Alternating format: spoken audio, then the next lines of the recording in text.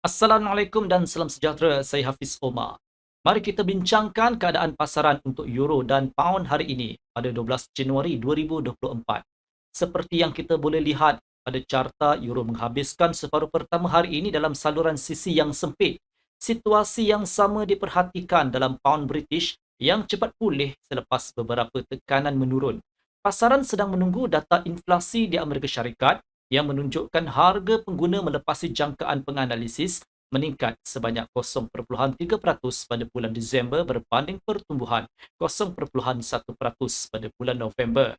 Pada asas tahunan, inflasi juga meningkat kepada 3.4% daripada nilai sebelumnya, iaitu 3.1%, manakala ramalan mencadangkan kenaikan kepada hanya 3.2%. Dengan latar belakang ini, dolar Amerika Syarikat mengukuh berbanding euro dan pound. Peserta pasaran juga memberikan tumpuan terhadap inflasi teras yang tidak termasuk harga makanan dan tenaga. Penunjuk ini merosot kepada 3.9% daripada bacaan sebelumnya sebanyak 4%, manakala pakar ekonomi menjangkakan penurunan yang lebih mendalam kepada 3.8%. Nampaknya data baru memberi isyarat bahawa Reserve Persekutuan mungkin perlu berhenti memberi petunjuk tentang kemungkinan pemotongan kadar. Besar kemungkinan pengurangan pertama dalam kadar boleh dialihkan daripada mesyuarat Mac kepada mesyuarat pada bulan Mei jika kadar inflasi Amerika Syarikat kekal stabil disokong oleh pasaran buruh yang teguh. Pengawal selia Amerika akan menangguhkan pelonggaran monetari yang dirancang. Jika ya, dolar Amerika Syarikat akan mendapat sokongan tambahan secara menyeluruh. Walaupun semalam pasangan euro dolar masih aktif menurun, ia masih kekal dalam saluran sisi dan pembetulan menaik terhadap aliran menurun dari tahun-tahun lepas masih berterusan. Oleh itu, euro dan pound masih berisiko untuk terus menyusut berbanding dolar Amerika Syarikat. Pada masa ini, tiada faktor untuk menyokong euro kecuali niat pegawai ECB untuk mengekalkan kadar pada paras yang tinggi. Lebih-lebih lagi, ekonomi Eropah tidak berada dalam keadaan terbaik. Itulah sebabnya euro semakin lemah dan berdagang secara rata. Mari kita lihat kalender ekonomi hari ini. UK bersedia untuk mengeluarkan data KDNK-nya untuk November yang dijangka meningkat sebanyak 0.2%. Berbanding tahun sebelumnya, penunjuk diramalkan menurun sebanyak 0.1%. Jika data sebenar mengecewakan pasaran, ini akan mengembalikan tekanan pada pound kerana risiko kemelisitan di UK kekal tinggi. Pedagang juga akan memberikan perhatian terhadap perubahan dalam pengeluaran pembuatan di UK. Penurunannya juga akan membebankan pound. Di Eropah, Perancis akan menerbitkan data mengenai perkhidmatan PMI dan laporan lain yang mungkin menentukan arah pound sterling hari ini. Antara penerbitan berita penting lain hari ini ialah data CPI di Perancis dan Sepanyol, laporan perbelanjaan pengguna Perancis dan kenyataan oleh wakil ECB, Philip Lane. Laporan utama untuk hari ini ialah indeks harga pengeluar untuk Disember di Amerika Syarikat. Penunjuk diunjurkan meningkat sebanyak 0.1% pada asas bulanan dan sebanyak 1.3% tahun ke tahun. Juga di Amerika Syarikat, ahli FOMC Neil Kashkari akan mengulas mengenai data inflasi baru-baru ini.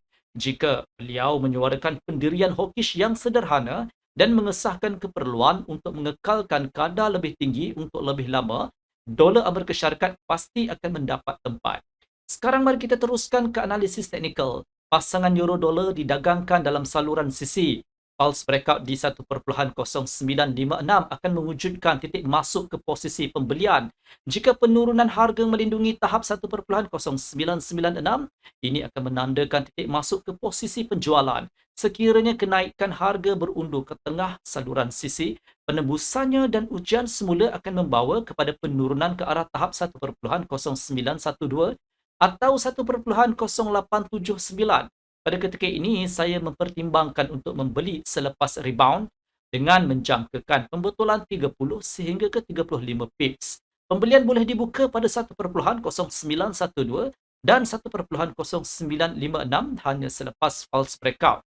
Jika penurunan harga hilang kawalan ke atas 1.0996, kenaikan harga akan menolak harga kembali ke 1.1035 atau 1.1076, di mana penjualan mungkin boleh dilakukan selepas lantunan dengan pembetulan 30 sehingga ke 35 pips. Bagi pound British, data positif pada DNK UK boleh membawa kepada false breakout pada 1.2753 yang akan berfungsi sebagai titik masuk yang baik ke posisi pembelian.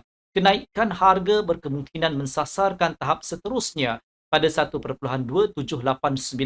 Penembusan dan ujian semulanya akan menjana isyarat beli dengan sasaran pada 1.2823 dan 1.2853.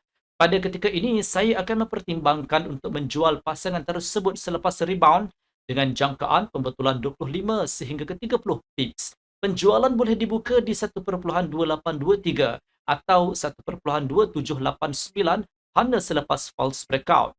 Jika data KDNK ternyata mengecewakan, penyatuan yang gagal di atas 1.2789 atau ujian semula 1.2753 akan bertindak sebagai isyarat jual. Jika ya, pasangan tersebut mungkin bergerak ke arah 1.2722 dan 1.2690. Di sinilah saya akan mempertimbangkan untuk membuat pembelian selepas rebound dan pembetulan 30 sehingga ke 35 pips. Penjualan boleh dibuka di 1.2722 dan 1.2753 hanya selepas false breakout. Sekian video analisis dari saya Hafiz Omar dan semoga berjumpa lagi.